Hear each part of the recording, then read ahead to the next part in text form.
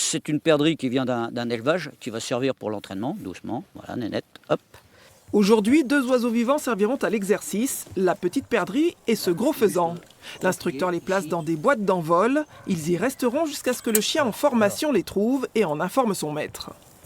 On va axer plus le travail du chien sur la quête, l'arrêt, un rapport. Pour des raisons d'environnement, des spectateurs, de sécurité, le tir qui va être effectué avec des cartouches inertes, uniquement à blanc, donc ça fait du bruit mais il n'y a pas de plomb. Orchis, chasse. Au travail ce matin, Orchis, 15 mois. Cet épagnol de Münster est à la moitié de sa formation. Les boîtes d'envol ont été cachées à son insu et surtout face au vent. En situation réelle, c'est grâce à l'odeur, aux effluves des proies qu'elle les trouvera. Hop, prise d'émanation. Paye. Hey. Très très bien ma grosse, très très bien. Elle ne le voit pas, elle sait qu'il est là. Moi je vois son nez, direction de l'animal, donc il y a quelque chose qui est devant. Elle m'indique par son attitude, arrêt, que l'oiseau est là. Voilà. La jeune chienne a plutôt bien géré.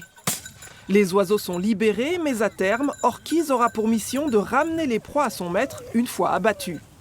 En Isère, 35 sociétés de chasse ont participé à cette journée découverte. Objectif, changer le regard porté sur la chasse en général. Les gens sont étonnés de l'aspect sportif de notre activité et de la relation qu'on peut avoir avec la nature et les chiens.